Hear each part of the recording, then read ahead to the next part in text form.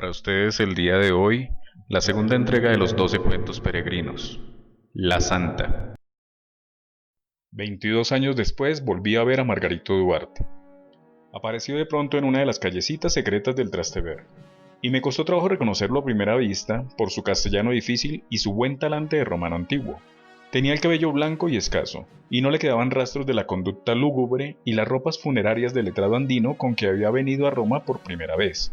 Pero en el curso de la conversación fui rescatándolo poco a poco de las perfidias de sus años y volví a verlo como era, sigiloso, imprevisible y de una tenacidad de picapedrero. Antes de la segunda taza de café en uno de nuestros bares de otros tiempos, me atreví a hacerle la pregunta que me carcomía por dentro.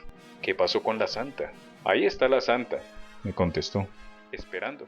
Solo el tenor Rafael Rivero Silva y yo podíamos entender la tremenda carga humana de su respuesta. Conocíamos tanto su drama que durante años pensé que Margarito Duarte era el personaje en busca de autor que los novelistas esperamos durante toda una vida. Y si nunca dejé que me encontrara, fue porque el final de su historia me parecía inimaginable.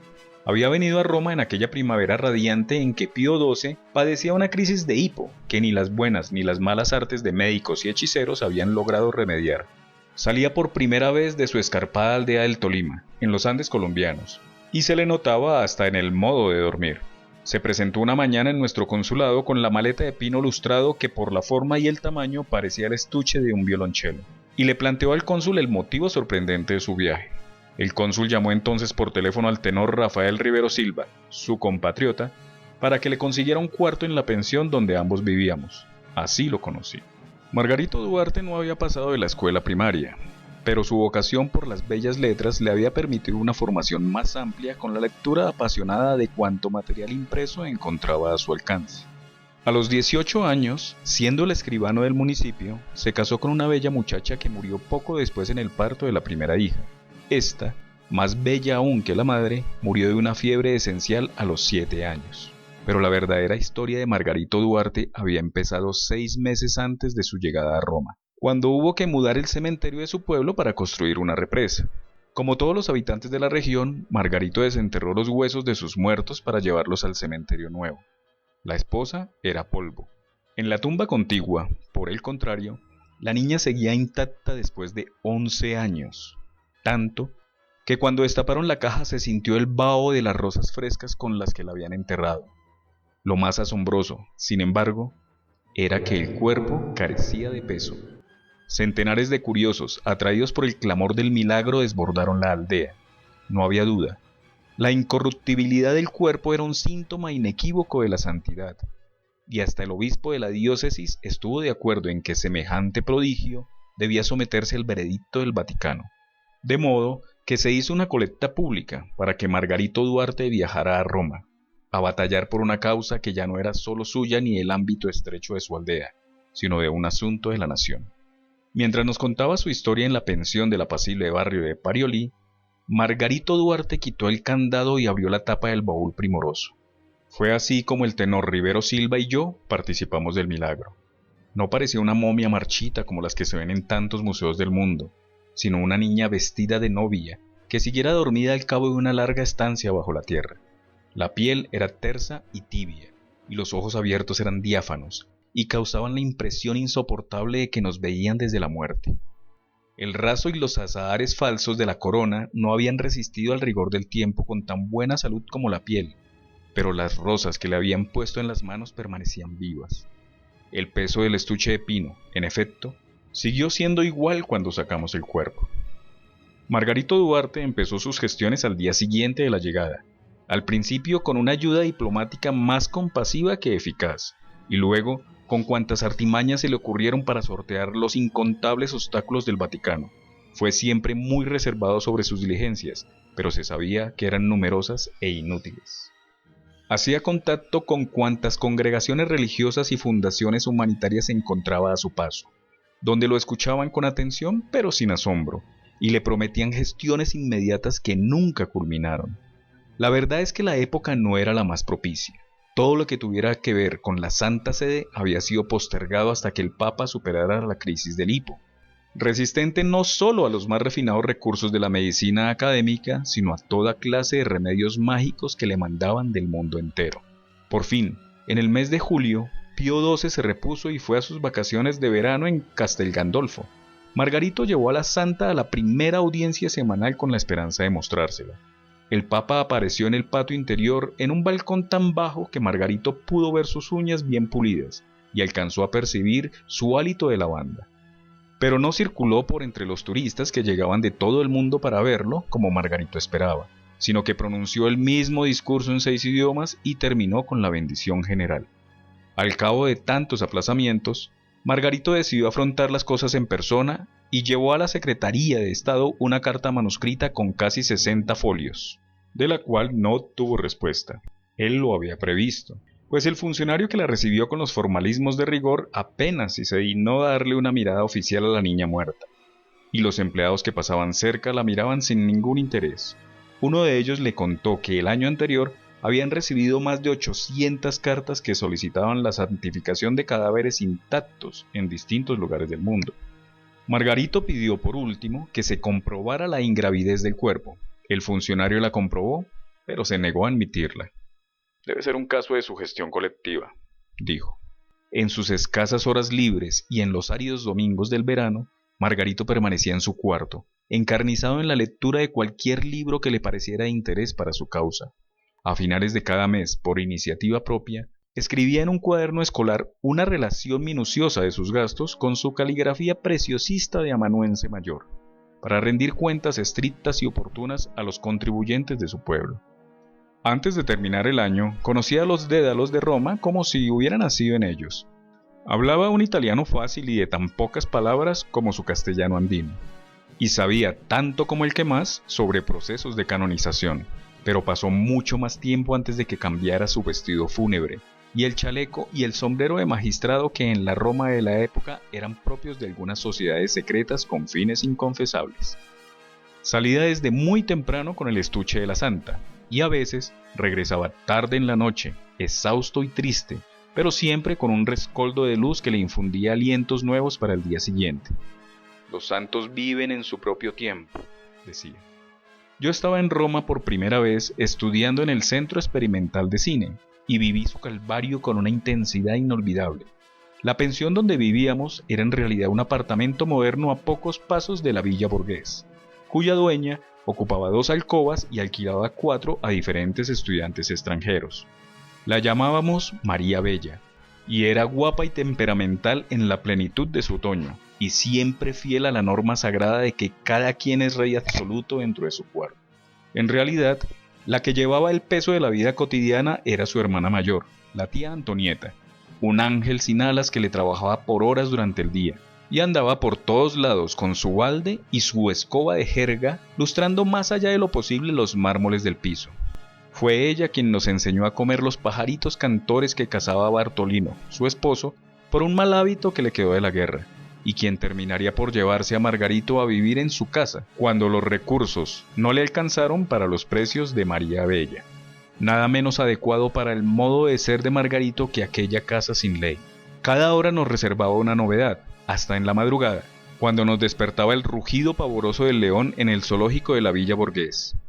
El tenor Rivero Silva se había ganado el privilegio de que los romanos no se resistieran con sus ensayos tempraneros. Se levantaba a las 6, se daba su baño medicinal con agua helada y se arreglaba la barba y las cejas de Mefistófeles, y solo cuando ya estaba listo, con la bata de cuadros escoceses, la bufanda de seda de China y su agua colonial personal, se entregaba a cuerpo y alma a sus ejercicios de canto. Abría de par en par la ventana del cuarto, aún con las estrellas del invierno, y empezaba por calentar la voz con fraseos progresivos de grandes arias de amor, hasta que se soltaba a cantarla a plena voz. La expectativa diaria era que cuando daba el do de pecho, le contestaba el león de la Villa Borghese con un rugido de temblor de tierra. «Eres San Marcos reencarnado, filho mío», exclamaba la tía Antonieta asombrada de veras. Solo él podía hablar con los leones. Una mañana no fue el león el que le dio la réplica. El tenor inició el dueto de amor del Otelo.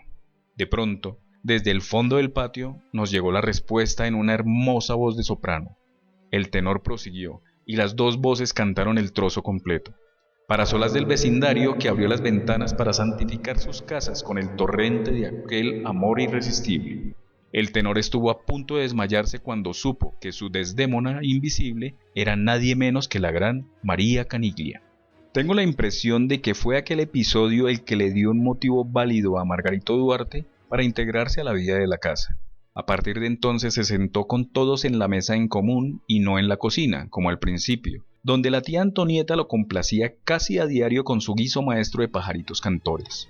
María Bella nos leía de sobremesa los periódicos del día para acostumbrarnos a la fonética italiana, y completaba las noticias con una arbitrariedad y una gracia que nos alegraban la vida.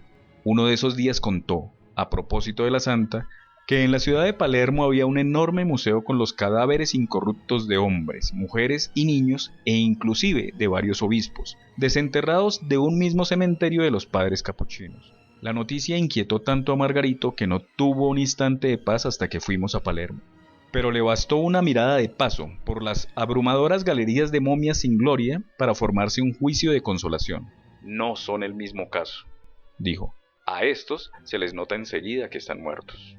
Después del almuerzo, Roma sucumbía con el sopor de agosto.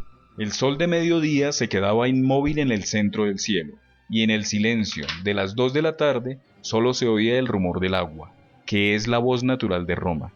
Pero hacia las 7 de la noche las ventanas se abrían de golpe para convocar el aire fresco que empezaba a moverse, y una muchedumbre jubilosa se echaba a las calles sin ningún propósito distinto que el de vivir. En medio de los petardos de las motocicletas, los gritos de los vendedores de sandía y las canciones de amor entre las flores de las terrazas. El tenor y yo no hacíamos la siesta. Íbamos en su Vespa, él conduciendo y yo en la parrilla, y les llevábamos helados y chocolates a las putitas de verano que mariposeaban bajo los laureles centenarios de la Villa Borghés, en busca de turistas desvelados a pleno sol. Eran bellas, pobres y cariñosas, como la mayoría de las italianas de aquel tiempo, vestidas de organza azul y de popelina rosada, de lino verde, y se protegían del sol con las sombrillas apolilladas por las lluvias de la guerra reciente. Era un placer humano estar con ellas, porque saltaban por encima de las leyes del oficio y se daban el lujo de perder un buen cliente para irse con nosotros a tomar un café bien conversado en el bar de la esquina, o a pasear en las carrozas de alquiler por los senderos del parque, o a dolernos de los reyes destronados y sus amantes trágicas que cabalgaban al atardecer en el galopatio. Más de una vez les servíamos de intérpretes con algún gringo descarriado. No fue por ellas que llevamos a Margarito Duarte a la Villa Borghés, sino para que conociera el león. Vivía en libertad en un islote desértico circundado por un foso profundo, y tan pronto como nos divisó en la otra orilla empezó a rugir con un desasosiego que sorprendió a su guardián. Los visitantes del parque acudieron sorprendidos.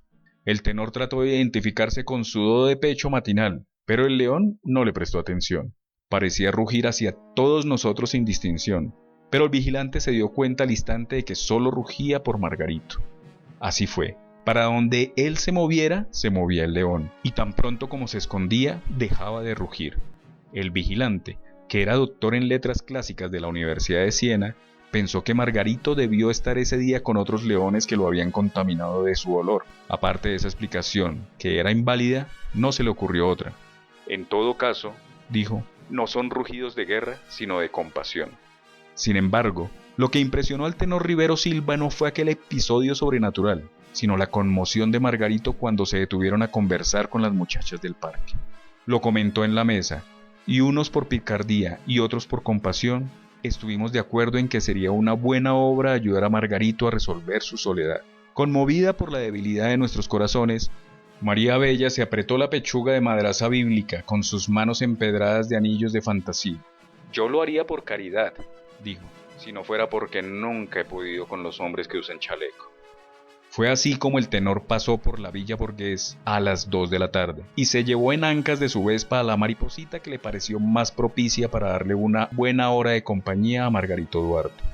La hizo desnudarse en su alcoba, la bañó con jabón de olor, la secó, la perfumó con su agua de colonia personal y la empolvó de cuerpo entero con su talco alcanforado para después de afeitarse.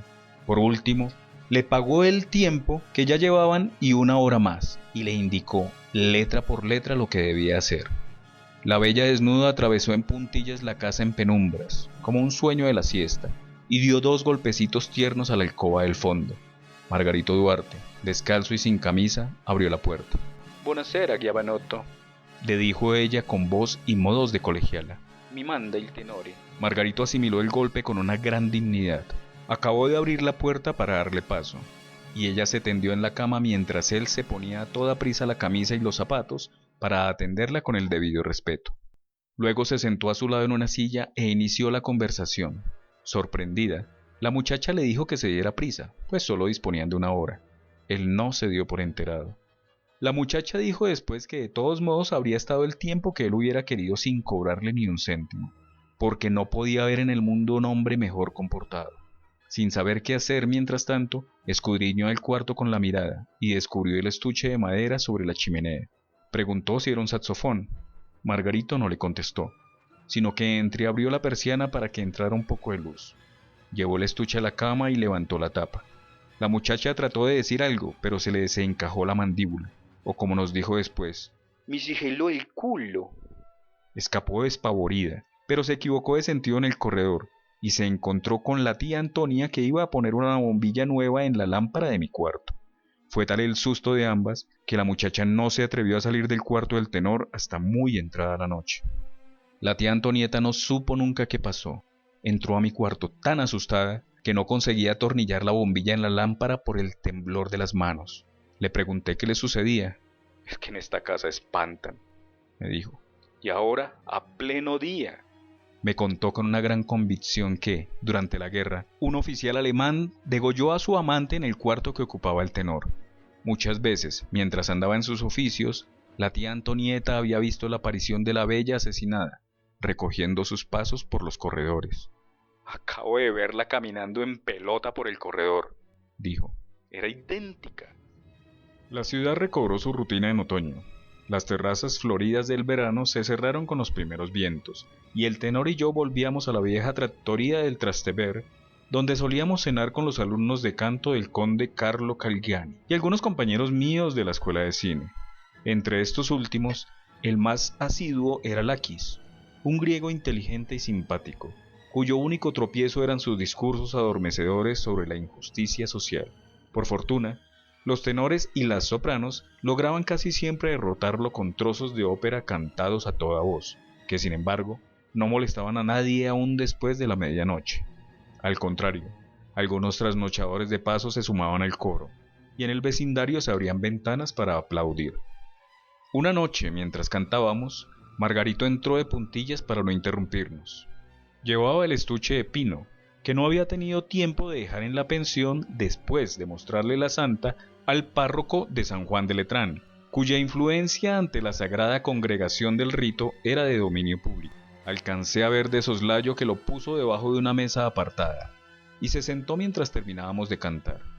Como siempre ocurría al filo de la medianoche, reuníamos varias mesas cuando la trattoria empezó a desocuparse, y quedamos juntos los que cantaban, los que hablábamos de cine y los amigos de todos, y entre ellos Margarito Duarte, que ya era conocido allí como el colombiano silencioso y triste del cual nadie sabía nada. Lakis, intrigado, le preguntó si tocaba el violonchelo. Yo me sobrecogí con lo que me pareció una indiscreción difícil de sortear. El tenor, tan incómodo como yo, no logró remendar la situación. Margarito fue el único que tomó la pregunta con toda naturalidad. «No es un violonchelo, es la santa». Puso la caja sobre la mesa, abrió el candado y levantó la tapa. Una ráfaga de estupor estremeció el restaurante. Los otros clientes, los meseros, y por último la gente de la cocina con sus delantales ensangrentados, se congregaron atónitos a contemplar el prodigio. Algunos se persignaron. Una de las cocineras se arrodilló con las manos juntas, presa de un temblor de fiebre, y rezó en silencio. Sin embargo, pasada la conmoción inicial, nos enredamos en una discusión a gritos sobre la insuficiencia de la santidad en nuestros tiempos. Lakis, por supuesto, fue el más radical. Lo único que quedó claro al final fue su idea de hacer una película crítica con el tema de la santa. «Estoy seguro», dijo, «que el viejo César no dejaría escapar este tema». Se refería a César Sabatini, nuestro maestro de argumento y guión, uno de los grandes de la historia del cine y el único que mantenía con nosotros una relación personal al margen de la escuela. Trataba de enseñarnos no solo el oficio, sino una manera distinta de ver la vida. Era una máquina de pensar argumentos. le salían a borbotones, casi contra su voluntad, y con tanta prisa que siempre le hacía falta la ayuda de alguien para pensarlos en voz alta y atraparlos al vuelo, solo que al terminarlos se le caían los ánimos. Lástima que haya que filmarlo, decía, pues pensaba que en la pantalla perdería mucho de su magia original. Conservaba las ideas en tarjetas ordenadas por temas y prendidas con alfileres en los muros, y tenía tantas que ocupaban una alcoba de su casa. El sábado siguiente fuimos a verlo con Margarito Duarte. Era tan goloso de la vida que lo encontramos en la puerta de su casa de la calle Ángela Merici, ardiendo de ansiedad por la idea de que le habíamos anunciado por teléfono. Ni siquiera nos saludó con la amabilidad de costumbre, sino que llevó a Margarito a una mesa preparada y él mismo abrió el estuche. Entonces ocurrió lo que menos imaginábamos. En vez de enloquecerse como era previsible, sufrió un aspecto de parálisis mental. «Amasa», murmuró espantado. Miró a la santa en silencio por 2 o 3 minutos. Cerró la caja él mismo y sin decir nada condujo a Margarito hacia la puerta, como a un niño que diera sus primeros pasos. Lo despidió con unas palmaditas en la espalda. «Gracias, hijo. Muchas gracias», le dijo. «Y que Dios te acompañe en tu lucha». Cuando cerró la puerta se volvió hacia nosotros y nos dio su veredicto. «No sirve para el cine», dijo. «Nadie lo creería». Esa lección sorprendente nos acompañó en el tranvía de regreso. Si él lo decía, no había ni qué pensarlo. La historia no servía. Sin embargo, María Bella nos recibió con el recado urgente de que Sabatini nos esperaba esa misma noche en su casa, pero sin Margarito. Lo encontramos en uno de sus momentos estelares. Lakis había llevado a 2 o 3 condiscípulos, pero él ni siquiera pareció verlos cuando abrió la puerta. «Ya lo tengo», gritó. «La película será un cañonazo si Margarito hace el milagro de resucitar a la niña». «¿En la película o en la vida?», le pregunté. Él reprimió la contrariedad. «No seas tonto», me dijo, pero enseguida le vimos en los ojos el destello de una idea irresistible. «A no ser que sea capaz de resucitarla en la vida real», dijo, y reflexionó en serio. «Debería probar». Fue solo una tentación instantánea antes de retomar el hilo. Empezó a pasearse por la casa como un loco feliz, gesticulando a manotadas y recitando la película a grandes voces. Lo escuchábamos deslumbrados, con la impresión de estar viendo las imágenes como pájaros fosforescentes que se le escapaban en tropel y volaban enloquecidos por toda la casa. «Una noche», dijo, «cuando ya han muerto como 20 papas que no lo recibieron, Margarito entra en su casa, cansado y viejo, abre la caja, le acaricia la cara a la muertita y le dice con toda la ternura del mundo: por el amor de tu padre, hijita, levántate y anda». Nos miró a todos y remató con un gesto triunfal. «¡Y la niña se levanta!». Algo esperaba de nosotros, pero estábamos tan perplejos que no encontrábamos qué decir, salvo Lakis, el griego, que levantó el dedo, como en la escuela, para pedir la palabra. «Mi problema es que no lo creo», dijo, y ante nuestra sorpresa, se dirigió directo a Sabatini. Perdóneme, maestro, pero no lo creo». Entonces fue Sabatini el que se quedó atónito. «¿Y por qué no?». «¿Qué sé yo?», dijo Lakis angustiado. «Es que no puede ser». «¡Amasa!», gritó entonces el maestro, con un estruendo que debió oírse en el barrio entero. «Eso es lo que más me jode de los estanilistas, que no creen en la realidad». En los 15 años siguientes, según él mismo me contó, Margarito llevó a la santa a Castel Gandolfo por si se le daba la ocasión de mostrarla. En una audiencia de unos 200 peregrinos de América Latina, alcanzó a contar su historia, entre empujones y codazos, al benévolo Juan XXIII, pero no pudo mostrarle a la niña porque debió dejarla a la entrada, junto con los morrales de otros peregrinos, en previsión de un atentado. El Papa lo escuchó con tanta atención como le fue posible entre la muchedumbre, y le dio en la mejilla una palmadita de aliento. «Bravo, figlio mío», le dijo, «Dios premiará tu perseverancia». Sin embargo, cuando de veras se sintió en vísperas de realizar su sueño, fue durante el reinado fugaz del sonriente Albino Luciani. Un pariente de este, impresionado por la historia de Margarito, le prometió su mediación. Nadie le hizo caso, pero 2 días después, mientras almorzaban, alguien llamó a la pensión con un mensaje rápido y simple para Margarito. No debía moverse de Roma, pues antes del jueves sería llamado del Vaticano para una audiencia privada. Nunca se supo si fue una broma. Margarito creía que no, y se mantuvo alerta. No salió de la casa. Si tenía que ir al baño, lo anunciaba en voz alta. «¡Voy al baño!». María Bella, siempre graciosa entre los primeros albores de la vejez, soltaba su carcajada de mujer libre. «Ya lo sabemos, Margarito», gritaba. «Por si te llama el Papa». La semana siguiente, 2 días antes del telefonema anunciado, Margarito se derrumbó ante el titular del periódico que deslizaron por debajo de la puerta. «Morto il Papa». Por un instante lo sostuvo en vilo la ilusión de que era un periódico atrasado que habían llevado por equivocación. Pero no era fácil creer que se muriera un papa cada mes. Pero así fue. El sonriente Albino Luciani, elegido 33 días antes, había amanecido muerto en su cama. Volví a Roma 22 años después de conocer a Margarito Duarte, y tal vez no hubiera pensado en él si no lo hubiera encontrado por casualidad. Yo estaba demasiado oprimido por los estragos del tiempo para pensar en nadie. Caía sin cesar una llovizna boba, como de caldo tibio. La luz de diamante de otros tiempos se había vuelto turbio, y los lugares que habían sido míos y sustentaban mis nostalgias eran otros y ajenos. La casa donde estuvo la pensión seguía siendo la misma, pero nadie dio razón de María Bella. Nadie contestaba en 6 números de teléfonos que el tenor Rivero Silva me había mandado a través de los años.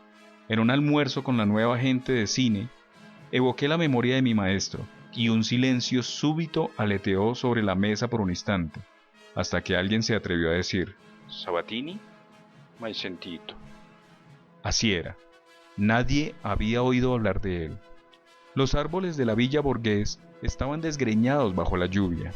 El galopatio de las princesas tristes había sido devorado por una maleza sin flores, y las bellas de antaño habían sido sustituidas por atletas andróginos trasvestidos de manolas. El único sobreviviente de una fauna extinguida era el viejo león, sarnoso y acatarrado en su isla de aguas marchitas. Nadie cantaba ni se moría de amor en las trattorías plastificadas de la Plaza de España, pues la Roma de nuestras nostalgias era ya otra Roma antigua, dentro de la antigua Roma de los Césares. De pronto, una voz que podía venir del más allá me paró en seco en una callecita del Trastevere.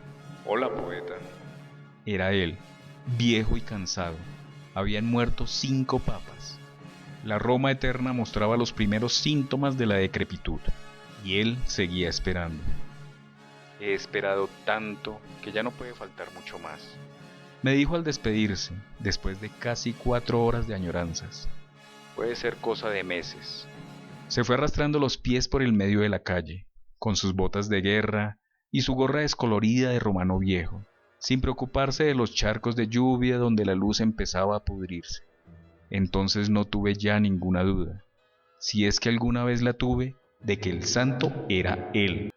Sin darse cuenta, a través del cuerpo incorrupto de su hija, llevaba ya 22 años luchando en vida por la causa legítima de su propia canonización.